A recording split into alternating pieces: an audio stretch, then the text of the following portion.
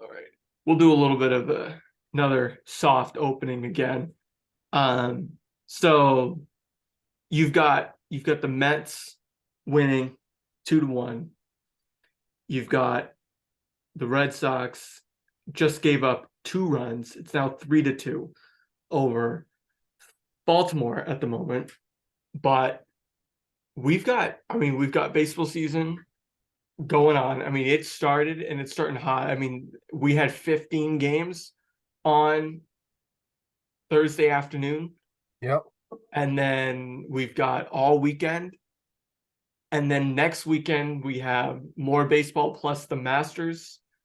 So, is there a better time to be a sports fan than April? Because don't forget, we also have the playoffs, both NBA and NHL. Diesel, is there a better time to be a sports fan than April? I don't think so. I think you've got basically every sport starting up. I mean, you even got soccer starting back up right now over in Europe. So, like, I think this is a perfect time if you really want to get back in the sports and just want to relax. This is the time.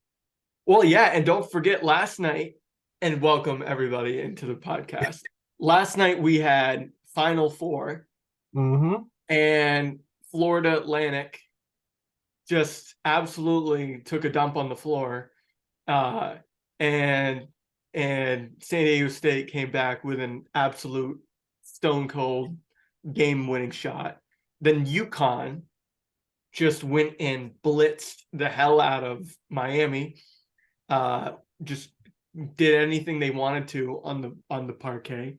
And so yeah, you mentioned soccer's coming back from an international break. You've got the uh you've got the Final Four concluding tomorrow with the NCAA championship.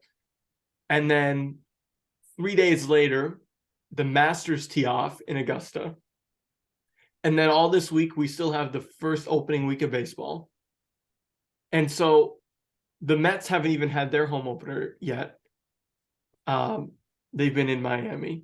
And so this entire week is just full of firsts.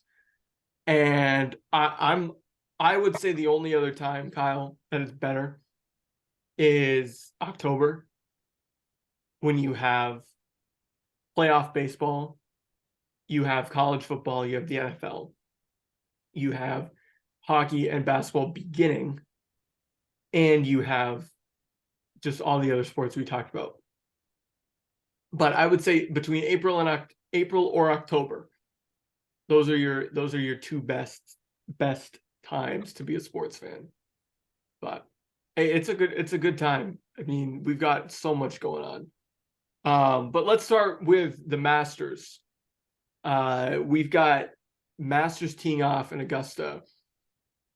Golf has had a little bit of a renaissance here because of the Netflix documentary and because of just the enthusiasm around the sport and the controversy surrounding live golf and everything has sort of brought a little bit more of a spotlight to the PGA Tour.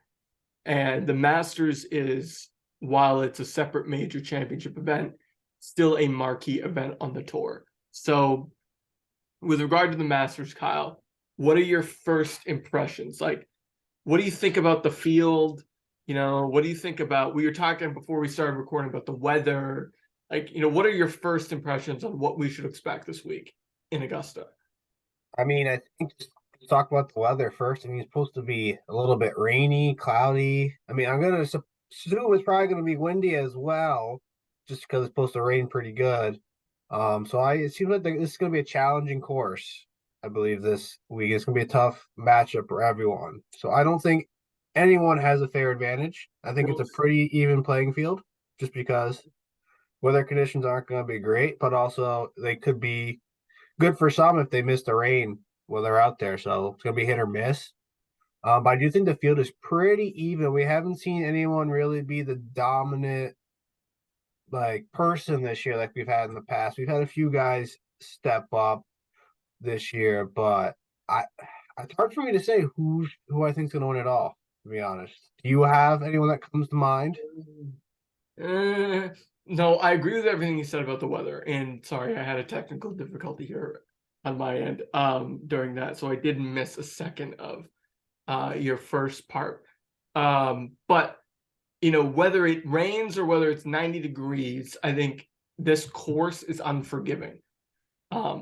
It could be perfect conditions, and it's still an unforgiving course. So to me, that makes me look at experience over anything else when it comes to the Masters. And maybe not just experience at Augusta, although that's hugely important, but also just like, mental fatigue. Like this is a gauntlet of a weekend for a pro golfer. You've got all the spectacle of playing in this tournament. You have the ooh and the ah of being around all the game's best, the pressure of winning a major championship, and the notoriety and fame and fortune that come with it. And so I look at players who I think are mentally tough, can withstand that pressure, plus the added uncertainty regarding the weather and all these other things we're talking about. And so right now, John Rahm is the favorite, and Scotty Scheffler is the second favorite. I wouldn't be surprised if either one of those guys win. Scheffler is the reigning champ. He's been playing so well this year already. I think he already has 2 wins. I think Rahm also already has 2 wins. And Rory has also played really well. He's the third favorite. But I'm interested in what these live guys are going to do. Hey, Right? Because we're at the point where so far this season in golf, the PGA players haven't played alongside live players a lot. I don't think they have at all. no, I think this is the first event to be Yeah, playing together at. I don't think there's been any crossover so far in this calendar year. And with that said, the highest ranking, not ranking, but the highest odds to win live player is Cam Smith, who, don't forget, came in second last year before he actually went on to win at the British Open. So Cam Smith has been playing really good golf too. But my dark horse pick is Max Homa. I think Max Homa has arrived. It's kind of hard to call somebody who's, I think, 10th or 11th best chance to win a dark horse, but I think he's been playing really good golf. He has arrived on the scene. People really like him. So I think Max Homa is my pick. I also wouldn't be surprised if Tony Finau wins. He's a guy who's never won a major, but pulled off 2 back-to-back wins last year on the tour after a rough go of it, which I believe he almost failed to qualify for some big tournaments. And so with that, I also wouldn't rule out a Tony Finau win. So I guess to me, I've got it narrowed down to 3 guys. Either Scheffler's going to repeat, or where you're going to have Max Homa or Tony Finau win. And Cam Smith, we'll see. I guess that's just something I'm looking at, is how the live guy is going to do, right? Could you imagine though what would happen if a live guy does win? I think so. It would depend on who it was. Like, to me, like if it was DJ, like Dustin Johnson, who's won the Masters before, or if it was Cam Smith, who was runner-up last year and won a major last year, I don't think people look at it that differently, other than, for a few days, like the drama of it. But if it's a guy like, I don't know, Louis Oosthuizen, who left to go to live and isn't as famous as those other 2 I mentioned, then perhaps there's a little bit of sneering when he puts on the green jacket or something. But we'll see. I don't really know what to expect from those guys, because look, they've been playing really low stakes golf, right? No cuts, team oriented, paid up front. Where some of these guys like have played really high stakes golf, like Matt Fitzpatrick, already in his young career. So that's what I'm looking at. Do you have a pick? Do you have a dark horse pick or just a My pick is like you said, Scheffler is definitely someone I think has a chance of winning it. But my black or dark horse, you could say, is definitely Corey Connors from Canada. I do think he's played pretty well this year. I'm not sure. I think he has one win under his belt this year, but he's definitely been having a solid year, and I definitely think he's potentially going to win. I believe this weekend. Looking at the scores right now. So I think he has a good chance. He has a hot hand coming off a wind. It could carry momentum to next week. So we'll see. Yeah, I like the Corey Connors pick because he's been around for a few years, a lot like Max Homa, and he always seems to come in, top 10, but never win. Yeah. And he's a guy that if he's arrived on the scene, he's playing hot like he seems to be this weekend, bring that into Augusta next weekend. And next thing you know, you just got to make it to Sunday, and then anything can happen. So yeah, I like that pick. Right now, he's 55 to 1 odds. So that's a pretty good bet if he comes around and wins. 55 to 1.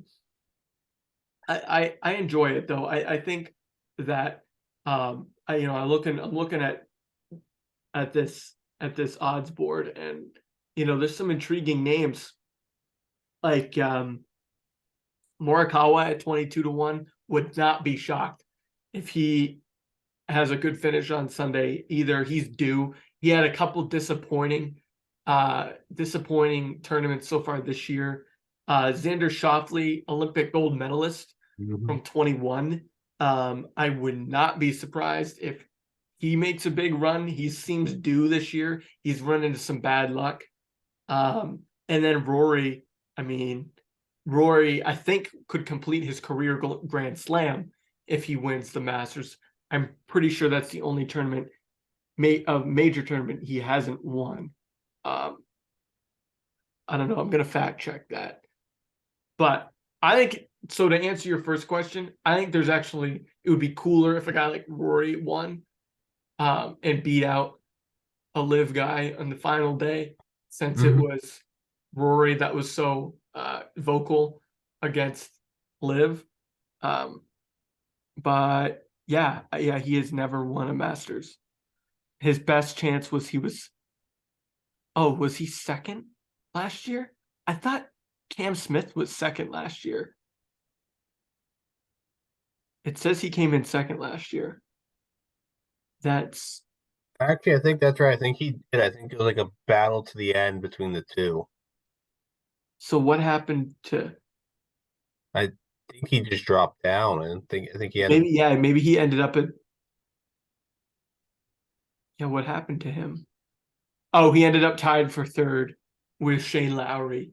Yeah. So yeah, scratch that from the record. Cam Smith didn't win last year, but going into Sunday, he was neck and neck with Scheffler all afternoon. But I think it was the two Irishmen, Shane Lowry and Rory McIlroy, that Mhm. jumped him. Yeah, last year's leaderboard. Oh, and hey, ready for this? Last year, tied for sixth, your boy, Corey Connors, I'm telling you. Big Maple, the pride of Listowel, Ontario, heading in almost tied for sixth last year, and then Morikawa at fifth. So yeah, those guys are due. I would not be surprised whatsoever if either one of those guys wins. Better But place your bet soon. no, I'm not betting on golf, especially with the weather that you mentioned. Oh Um, yeah, I could not. I wouldn't even take a shot. I wouldn't take a chance. it's so finicky, right? Like there's some major championships where you look at the leaderboard at the end of the weekend and it's filled with guys that you know and have heard of. And then there's times where you look at the leaderboard at the end of the weekend and you're like, who the hell is this guy? Yeah. So I, that's why I would never bet on golf. Never, I never. I think if it's going to be bad weather this week and the coming up, I think a lot of players are going to be playing a safe game versus trying to risk it early on.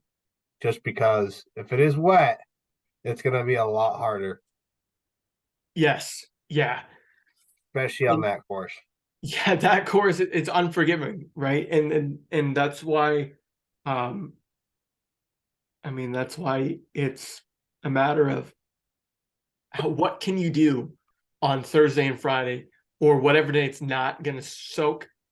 puts you in a good position because it might be unlikely that if the weather's bad on Saturday or Sunday, that you get a late tournament run from a guy, especially on this course. All right, so I think I'm gonna go with Homa, and I think you're going with Connors, and so those are our Masters picks. I don't have a lot of confidence, but hey, you never know. One of those guys could win, and then we look really smart at the end of the week, even though I know, right? Well, we'll find out sooner or later. there's going to be like 130 participants, and we picked those two. I think the guy with the most to gain is probably somebody like Rory, who, if he wins, completes his career Grand Slam. I think that's a huge thing for him, and he's playing really good golf. And then I think the guys with the most to lose are probably the live guys. I believe so. I mean, I'll just show you. The thing it's going to show is like, is live golf actually that competitive, or is it not that competitive as it is over here in the PGA? Right. Is live golf basically a vanity project for Greg Norman, or is it actually a like legit tour that you can continue to stay good at? Like, because nobody's doubting that Dustin Johnson's and Cam Smith are good. They're obviously some of the best in the world. But if you don't play high stakes golf all the time, then You get too comfortable. you get too comfortable, and that edge that you might have had goes away. Because then you're not really playing for anything. You're just there. Right. I don't see them they're not, it's not a legitimate tour. It's not high stakes golf. I mean, it's not. So yeah, when you get into a Sunday afternoon at Augusta and you're looking down the barrel and you've got, a lineup of some of the best in the world behind you, and you haven't really faced that since the last major championship, what's that going to do? Now, there's one guy we haven't talked about yet, Tiger. So he's been invited. Obviously, he's a former champion, so he'll always have a lifetime invitation. He hasn't committed. Do you think he goes? I mean, a lot of people want him to go. I mean, I don't know. When's the last time he played? He played at the Genesis Invitational, which I want to say was mid-February. In February. Do you know how he did? I think he made the cut. It's his own tournament. I think it's at Riviera. It's his own tournament. Let me look that up real quick. Yeah, I mean, I don't know. I think it depends on his mindset. Like, is he fully committed or is he not fully committed? He can't be He can't be either halfway and halfway. He has to be fully committed. But also, I don't know if he has, if he's able to keep up with the youngsters that are red hot right now. But also, I don't know if the weather's going to be a deciding factor for him. If it's not going to be good for him to go play in with all of his injuries, I don't know if it's going to help him out. Because if it's like rainy and cold, the arthritis starts to kick in a little bit more, and you get to feel those hits shock through your body a little bit more. So I don't know what he's going to take that into effect or not. Yeah, I agree. And for Tiger, I did look it up. It was mid-February, and he came in tied for 45th at his own tournament, the Genesis Invitational. Rahm ended up winning, and Max Homa came in second, and he finished +2. So I agree with you. I think he'll play because he's Tiger Woods, and it's the Masters. And if he played last year, I see him playing again this year. But for him, it comes down to two questions. Can he physically handle the length of the tournament and all that it asks of you mentally and physically at this point? Last year, it looked like later in the tournament, he was sort of slowing down physically, is because it's a lot of walking.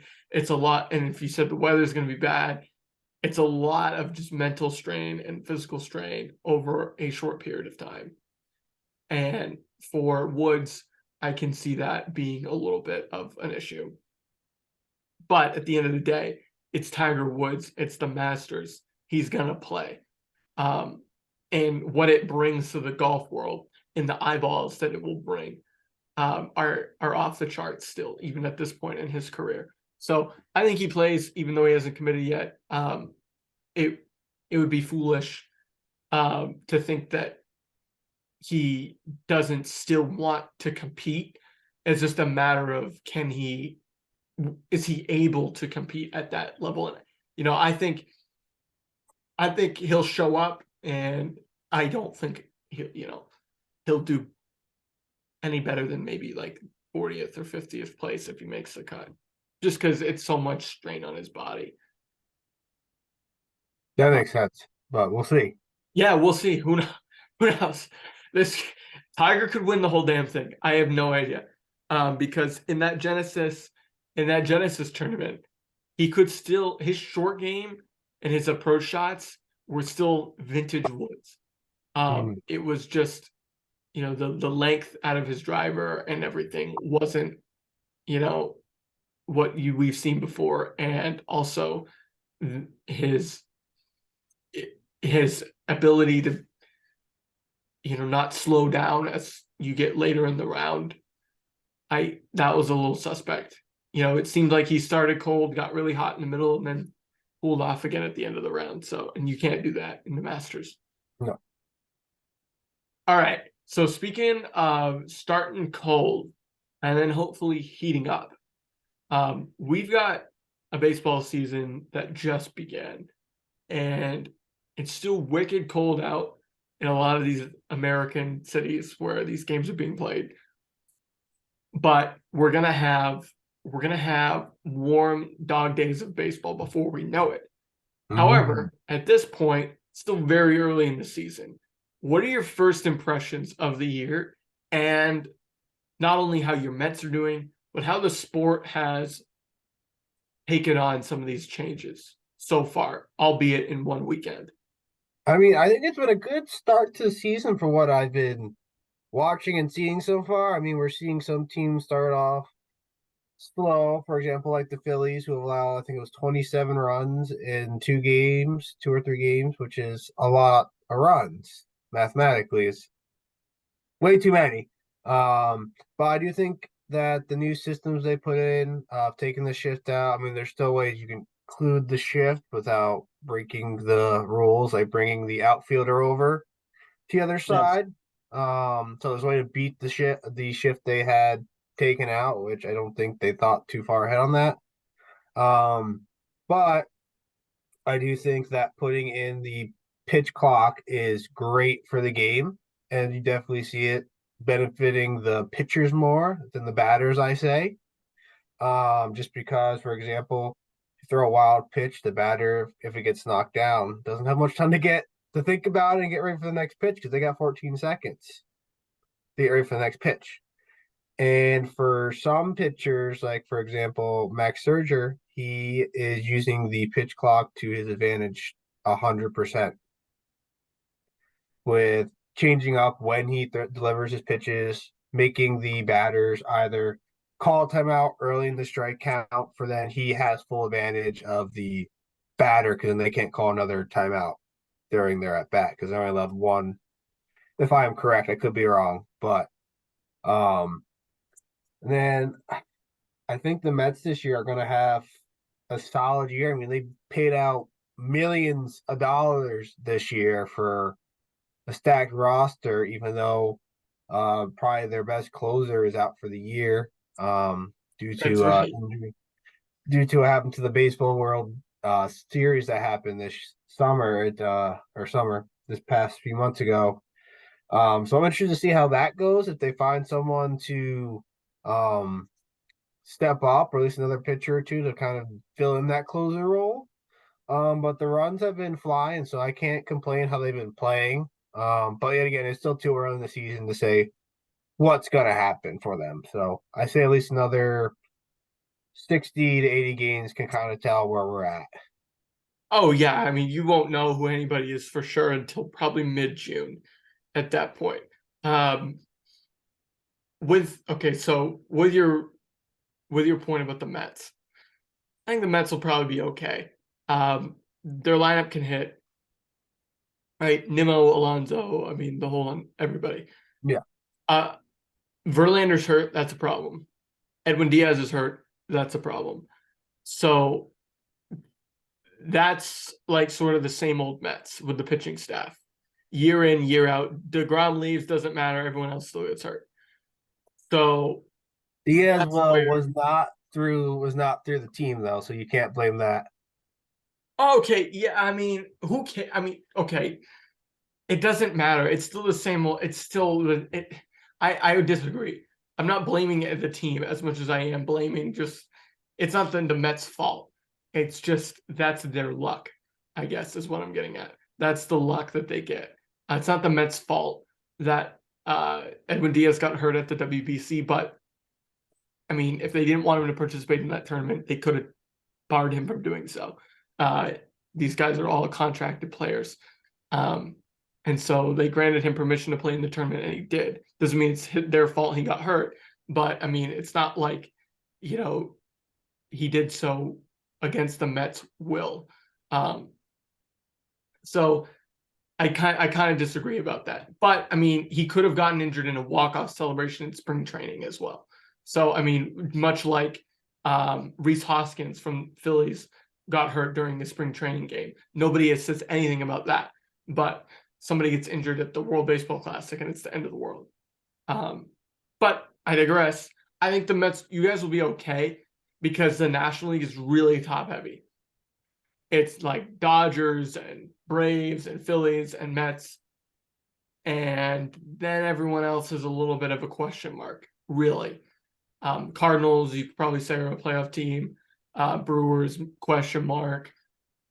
You know, you don't know what you're going to get out of the Padres or the Giants as it pertains to meeting expectations. Mhm. So I think the Mets are still in the mix for a playoff spot, even with these injuries. It's still really early.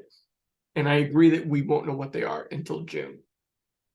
As it pertains to the pitch clock, I think I agree with you. I think the pitch clock has helped the pitchers more than a lot of people let it off to be.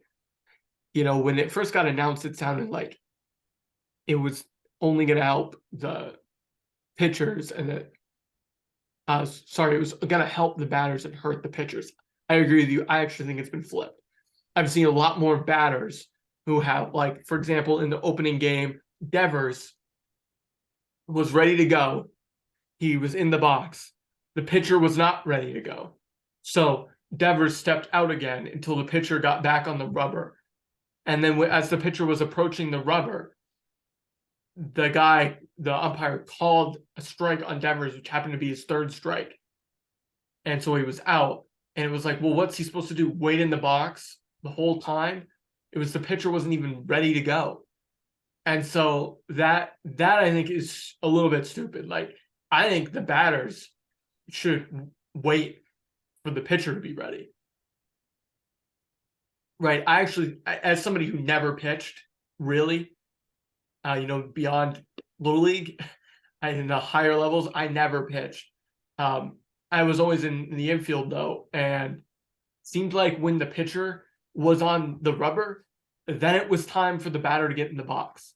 I don't think the batter needs to be the one in the box before the pitcher is even ready. I think that's stupid. And so I think so far, just anecdotally, it's benefited the pitchers because they've been able, as Scherzer has, to mess around and do what they want. What's your opinion though on the stolen base not being able to throw over more than twice in an at bat?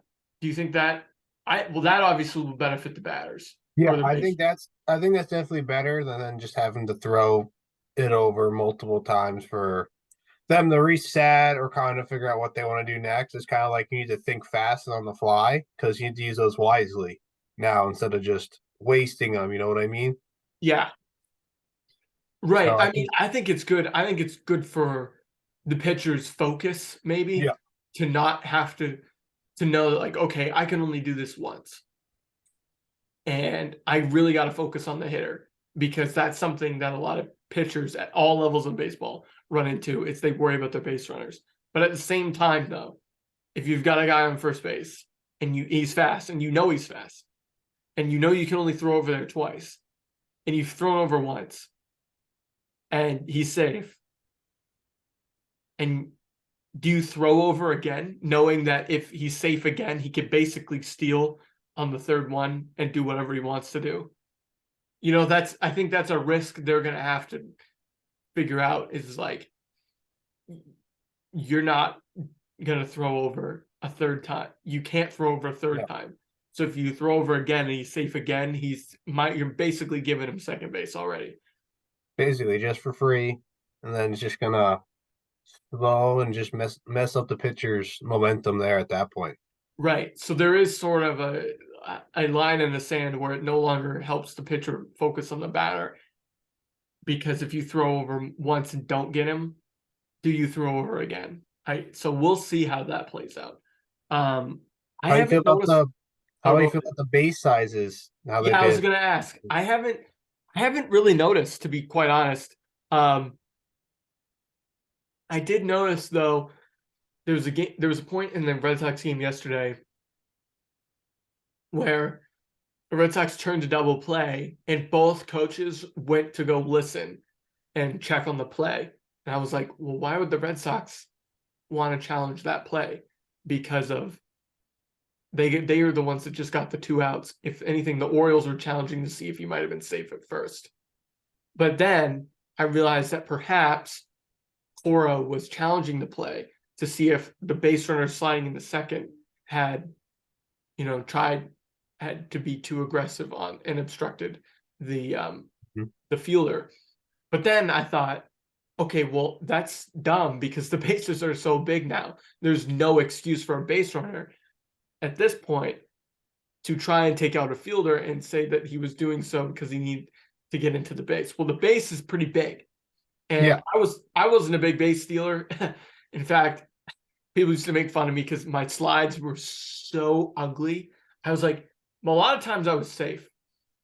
I rarely got thrown out because I only went when I knew I could make it. But sometimes the slides looked really ugly. Well, now the bases are so big. I mean, these guys, and they wear like so much protective gear. I don't really know if it's going to make a big difference on anything other than double plays, because the aggressive slide because I need to get to the base isn't really an excuse anymore. Yeah, I mean it's gonna be interesting to see. I think the size might help with like steals and everything, just because of it being a little bit bigger. The runner may have a better advantage of getting to the base Yeah. quicker than the person catching the ball, or vice versa. I mean, they'll have to take it. They'll be taking an extra step in, or catching it a step further in from, let's say, second base from home base, so it'll be a little bit easier, a little less distance to cover. But it'll be interesting to see how. I don't think it's going to really affect the game at all. I think the biggest thing, like we talked about, that's going to affect the game is the pitch clock. Right. And the shift, the not having the shifts and stuff. Yeah, I mean, there's ways around it. Yeah. Like I said, you take the outfielder, you can move to the other side. I mean, there's ways around it, but I don't know if you really want to leave one side open. But I think it just depends on the batter then having just to say, hey, I can hit the other way, and then don't have to worry about the shift. Yeah. I think ultimately with all these rule changes, it's going to work itself out by Yeah. the next couple weeks. These guys are all pros for a reason. They'll figure it out. And, a lot of people will say, oh, well, they had spring training to figure it out. Yeah, that's true. A lot of these guys also played in the WBC, Yeah. and also spring training for a lot of the guys that actually play at the big league level. They're out of the game by the third or fourth inning. And so Mhm. this will really be a big enough sample size to figure out if these rule changes actually impact the outcomes of their games or the statistics of the particular players. Do you have any other baseball thoughts before we move on to our last topic? I do not at the moment, but you didn't say what you thought the Red Sox are going to be looking Oh, like. that's true. Just quickly here, um, the Red Sox. they seem to be hitting well. Which I liked this lineup when this lineup is healthy. I think this lineup will look even better if Trevor Story is able to come back healthy. But I like the depth of the lineup if everyone can, stay off the IL.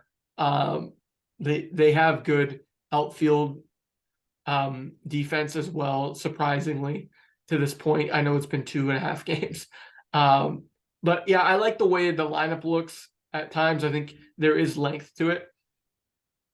The one thing that concerns me though is that Corey Kluber and Chris Sale are both, you know, I wouldn't say Hall of Fame pitchers, but borderline among the best of the last 5 to 10 years or so. Mhm. And both of those guys, while on the back nine of their careers for sure, had really shaky outings on Thursday and Saturday. And so if I'm a Red Sox fan, I'm saying, okay, like Tanner Houck has a bad start. That's okay. He's 25 years old. And he's only in his third season. And he hasn't had a consistent role. But if Corey Kluber and Chris Sale walk a lot of guys and give up a lot of home runs, that's a little bit concerning. Chris Sale struck out 6 guys, but gave up 3 home runs in 3 innings. If you strike out 2/3 of the outs that you record, but then at the same time you give up 3 home runs, that sort of negates what you just did. So that's the thing about the Sox that I think we haven't learned yet, obviously, through 2.5 games is, will these guys rebound on their next go through the rotation? Because if you can get just anything, any ounce of what they used to be, plus the young guys on the staff that I think are going to be pretty good, like Bayo and Crawford, then, you've got a team that can compete in the American League. Now, if Chris Sale gets hurt again or Corey Kluber looks like he's shown his age, then this team could have to basically score 10 runs in order to win the game. And I don't think that's a sustainable approach to winning baseball games. So that's what I see. We've got Pittsburgh coming up. Hopefully you can get some wins there. Hopefully they can pull it out today. But I think there's no reason why this team can't compete in the American League. Now, speaking of Boston teams competing, heading to our final subject here. Do we want to reassess our NBA and NHL pre-playoff hierarchy? I'm going to stand pat where I am. Other than I don't think the Celtics are the team to beat in the Eastern Conference anymore.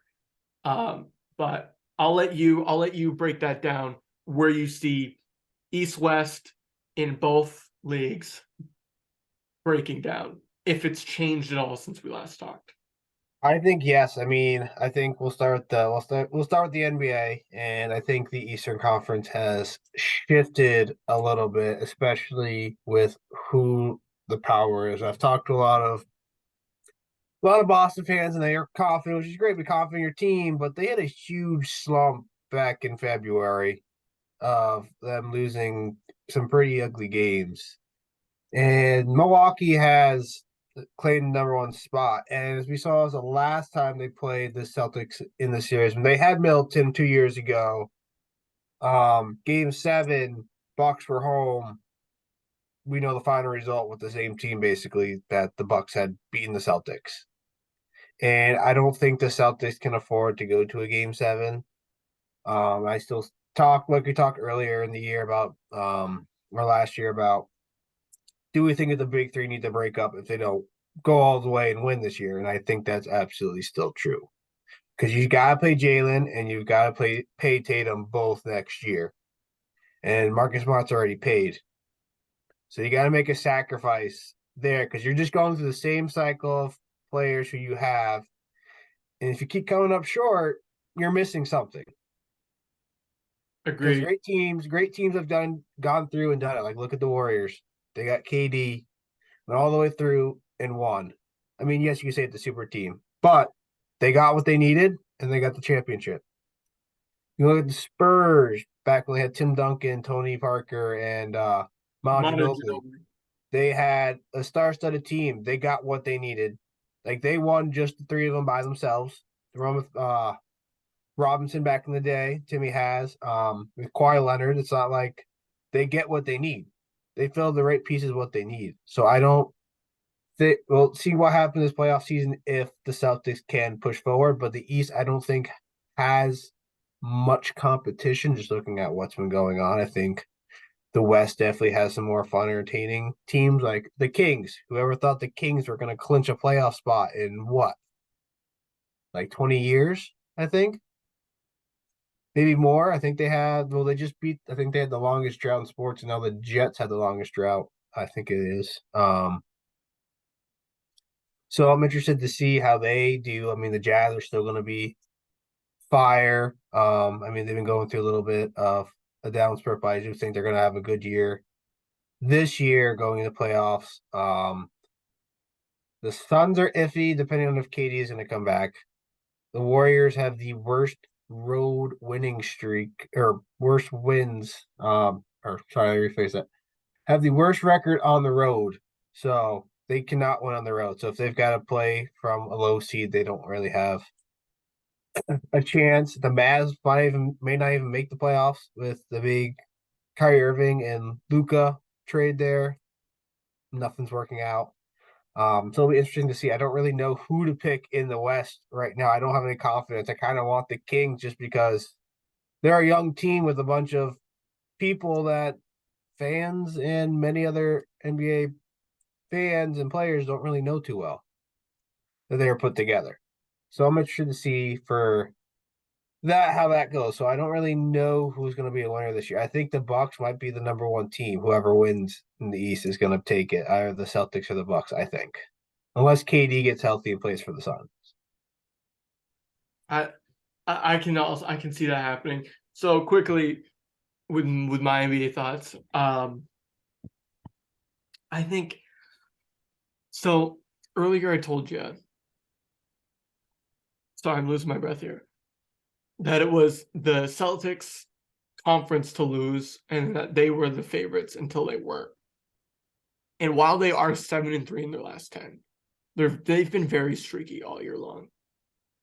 There's a guy I follow on Twitter who puts up a green circle or a red X, right, in his notes app, and he like copies and pastes it every once in a while, and it looks and the green circles are wins and the X's are losses, and the X's are always close together, and so are the circles, and so to me that says that this team is super streaky, right? They could go into a run like they had in February when they weren't playing well. That could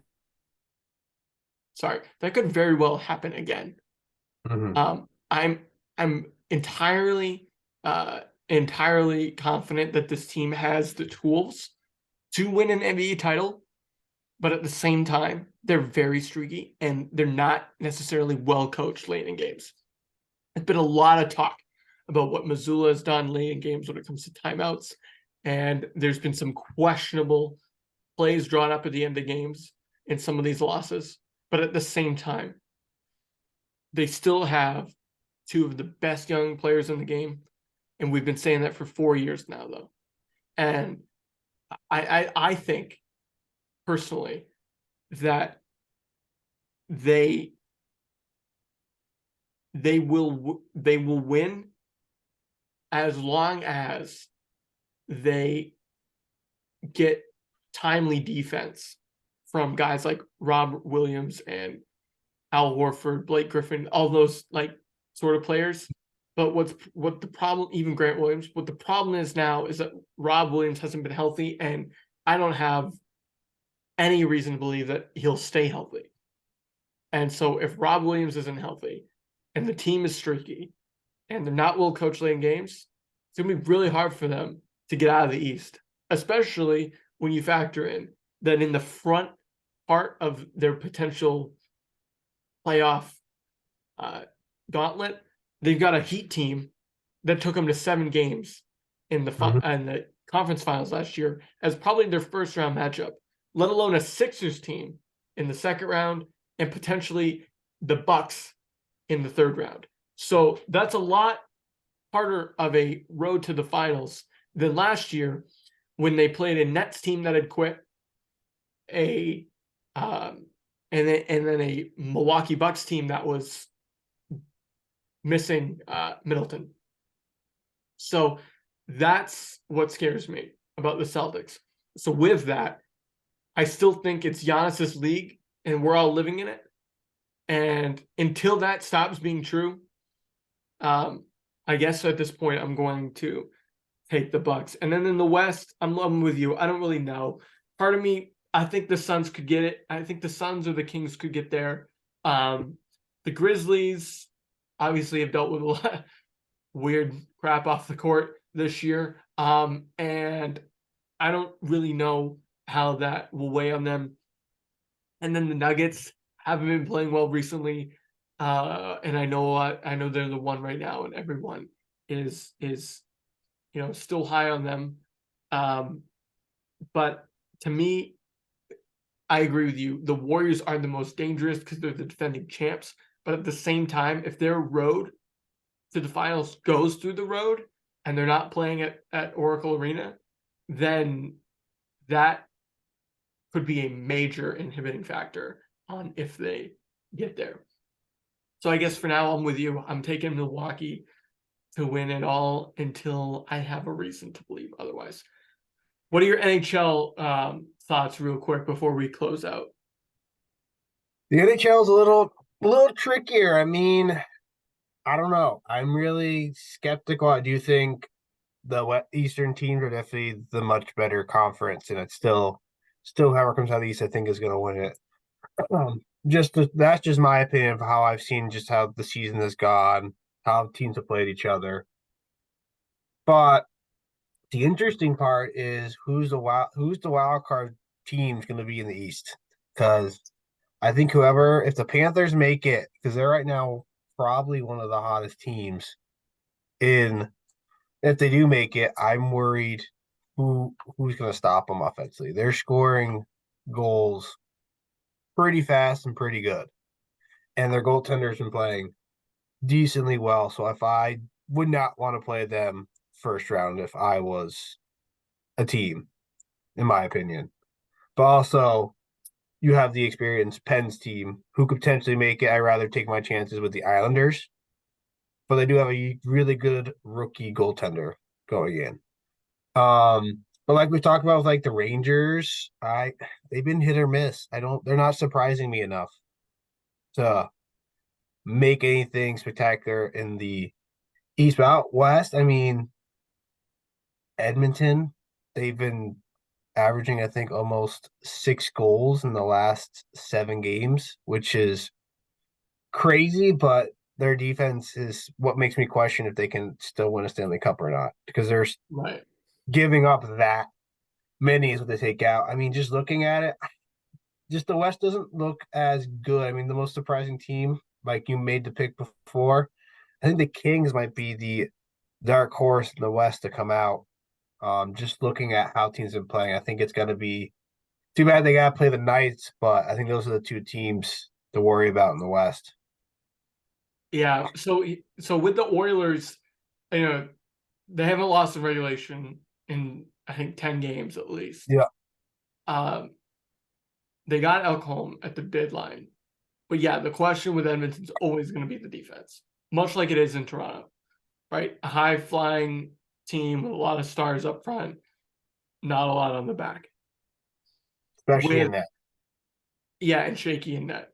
And with regard to the Kings, I mean, we'll see what happens. I don't really trust Phoenix Copley, but at the same time, they put 8 up on Calgary the other night, even though Calgary's goaltenders are, dog water. They put 8 up. I mean, they can score, just they don't really trust Phoenix Copley in the playoffs. Interesting how much different they could potentially look with Jonathan Quick and how good Quick's looked with the Knights. In the Knights, I still like the Knights right now. But the Wild, I wouldn't sleep on the Wild, but I still have this sort of inkling that the Wild are going to choke. They've done it for the last few years, and I just don't have the confidence in them. Yeah, they don't have. I wouldn't sleep on them in terms of maybe a first round upset. And it would be weird for them to be an upset considering they're the first team in their division. But if they go up against Winnipeg, I would consider that an upset. I think Winnipeg's a very underrated team. They Right haven't now, looked they right now haven't they'd looked be great. playing the Kraken at this They'd rate. be playing the Kraken, not the Jets. All right. Yeah, because Vegas has 101, Minnesota has 97. All So right. The Knights I would think have the the most. Jets are underrated. I think Hellebuck's good, Sheffley's good. I mean, that team's good. Problem is they haven't been playing well as of late, and No, they might not that's even not make the good. playoffs because they've got a huge tilt with Calgary on Wednesday night, and 2 Calgary's point sort of difference. come back into the picture a little bit. And if the Jets lose that game, they've got a hard schedule.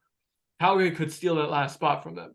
But I think the big team that we're all missing here is the defending champions themselves, and that's the Avalanche. I think the Avalanche, I think they're my West pick. They've been my West pick all year long, and I'm going to stick with them. And while I'm not a massive fan of their goaltending situation, uh, you know, we'll have in a second. We need to break down our fantasy championship and how that's going so far, because that's tug of war like I've never seen it before. But Georgiev is, I mean, kind of like Darcy Kemper was. You don't have to be the guy if your defense and your offense are just so good. Then your goaltending can be average and you can still win a cup. And that's what happened with Darcy Kemper and Yep. Avs last year. Now over in the East, I'm less scared of Carolina at the moment because Svechnikov and Pacioretty Yeah. hurt. We've known about Pacioretty, but since we've talked, Svechnikov is out for the season. However, there's still a team that is very deep. They've got Nietzsche's, they've got Sebastian Aho at the top of their lineup, who's one of the best players in the world. Their defensemen are tough and ragged and will just wear you down. Correct. And their goaltending has just been very, very consistent, no matter which of the three guys have been in net. And so I'm still respecting the Carolina Hurricanes despite their injuries. While I'm not as worried about them as I used to be as a Bruins fan, you still have to respect them because they're so deep. The Rangers, I like the Rangers, but I agree with you. They've been underwhelming since they got Kane. I'm looking at their wins and losses since. They've been going up and down. Recently, they've been pretty good, but that's a change in trend of what was happening.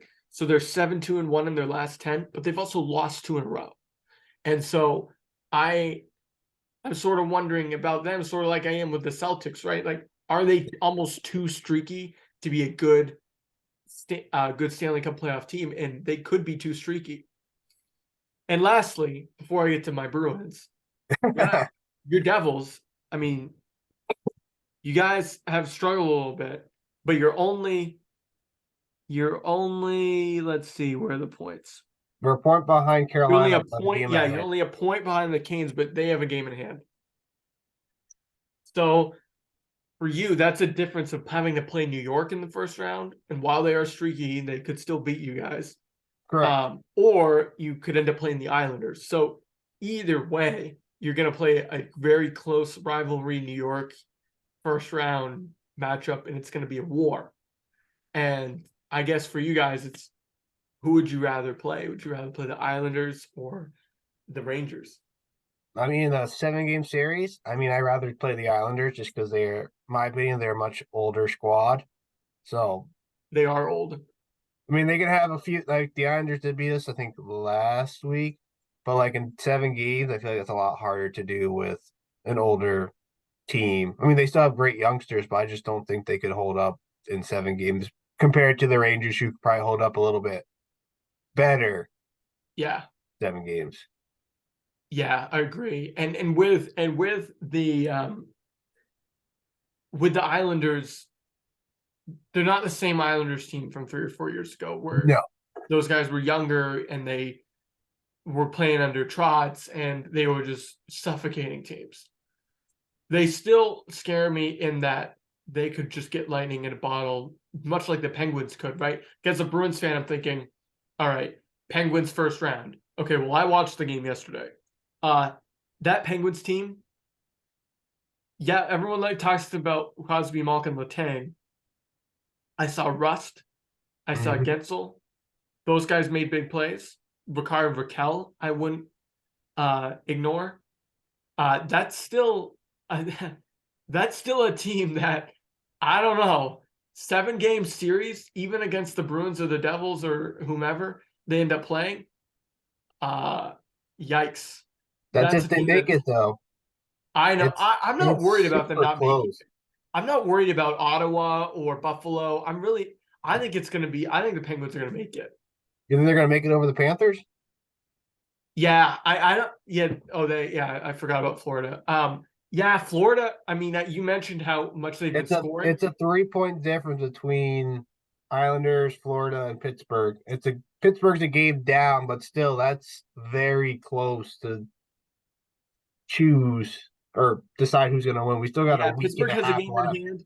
Pittsburgh has a game in hand, and they also have a point less, but a game in hand. Yeah, I'd I'm have to just look at the saying schedule. Florida has played really well, and the Penguins have struggled. They've only gone 3-7 in their last 10. everyone's got I think the Pens have a little bit of a lighter schedule. They gotta play the Flyers. I mean the Flyers have been doing pretty well the last few weeks, so I can't say that they're not good because they've been playing well. The Blackhawks, the Red Wings, the Wild, Blue Jackets, and then us, the Devils. So There's only 2 games in there that I would say are probably losses. And where's that game with which one? Minnesota? It is they are home. Yeah. So if their home game, Penguins home against Minnesota, and then they end the season with you guys at home or on the road. No, they play them Tuesday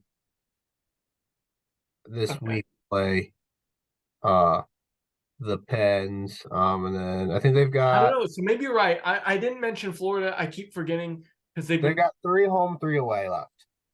Yeah. I mean, they got a game in hand. Let me see who Florida's playing. I'll look that up. You're So right. I mean, Florida's got the Sabres on Tuesday, oof, Senators on Thursday, oof. Capitals Saturday, Maple Leafs on Monday, and end with the Canes. Oh, They're home, uh, but they're home for 4 of those 5 games. okay. So maybe you're right. Oh, okay. Let's say the Panthers squeak in. Hold on, let me get the Islanders too. Let me get that one.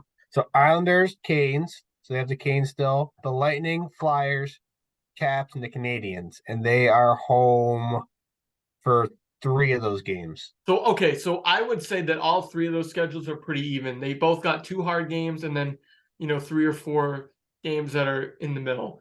I think Um, Panthers have a little bit of a harder. I think they've got at least 3 teams who are well, 14. and the Sabres and Senators are playing for their lives right now too, right? So they're going to get the best game out of Yeah, Buffalo. so 5, basically 4 out of their 5 games are playoff contenders. Right, and Florida is going to get the best game out of those guys because if basically it's an elimination game Yeah, in some respects for the only advantage they have is that they're home for 4 of those 5 games. right, yeah.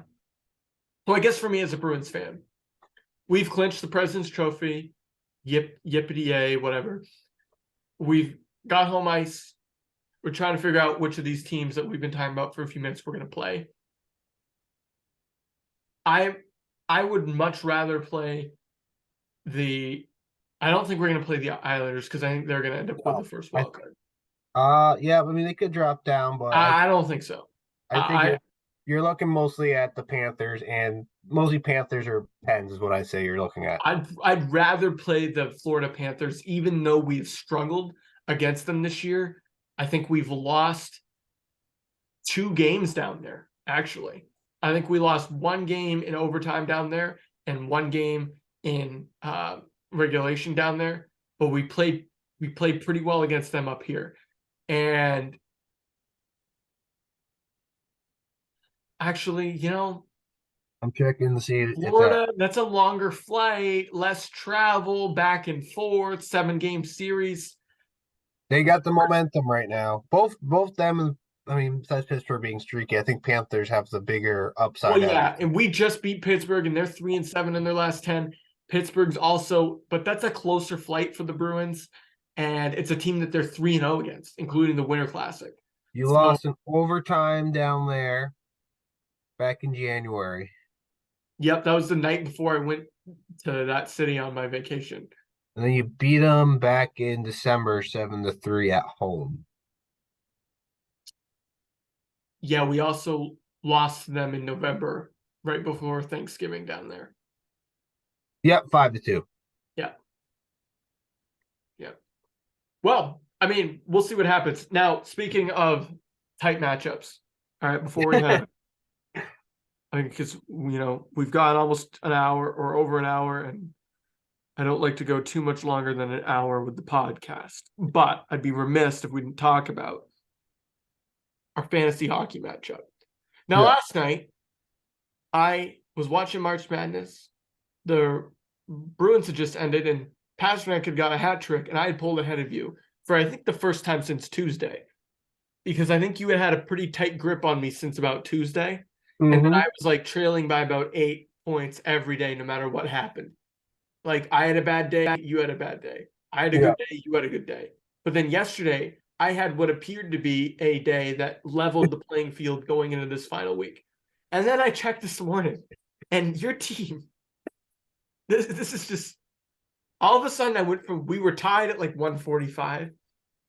All of a sudden, you're up by 45 points. And I'm thinking to myself, what the heck happened? I went back. You got 8.8 points from Connor Verhage, speaking Mm-hmm. of the Florida Panthers. You got 7.9 from Dreisaitl. And then, to cap it off, you got a nice 14.6 from Vasilevsky. And I was like, seriously? Pasternak gets a hat trick, and what do I get out of it? Oh, not to mention a nice solid 6.7 from Erik Karlsson. Mm-hmm. So yeah, but I had a great day otherwise. I mean, without that, I mean, I had a really good day too, because I had Pasternak with a hat trick. I had a great You showing had from you Point. had a good showing for point. Yep. And a really good showing from Georgiev, my goalie. Nurse did well as well. Yeah. And I'm thinking, what really killed me is that Shabbat did nothing, and DeBrincat did nothing, and Avridson, who I picked up just so that I could play him, because I had a lot of guys that weren't playing. Um, Too he bad did nothing. Vasilevsky had double the points of any player skater. I know, and Had a that's not the shutout first time in our against the matchup that this has happened. had a So shutout against the Islanders with 38 saves. That's why I'm saying I'm not worried about the Islanders too much. no, yeah, you also got 5 points from Kucher and 4.5 from Eichel. And the reason why this all happened is, guys listening, is that he had a bunch of guys playing in the 10 p.m. slot. And all my guy, I mean, I go to bed and I'm thinking, okay, I mean, there's no way. I mean, we might trade some blows here, but I didn't think you were going to get a 45-point advantage. And so I've got my work cut out for me. All right. Had us in the first half. Not going to lie. We got one more week to go. What's killing me is that the Bruins keep resting. They've been taking Bergeron out. And I'm like, stop, please. Like, I understand why you're doing this, and the Stanley Cup is way more important than my fantasy title. But like, please, like today he's resting, and it's like, okay, sure, I'll sub him out for Dylan Larkin. That's okay. We'll make it work. No, we'll make it work. Thanks, coach. So anyway, Kyle, thanks for coming in. We'll see how this season comes up. We'll have a lot to talk about the next time we get together. Till next time, hope all you listeners have a great rest of your week.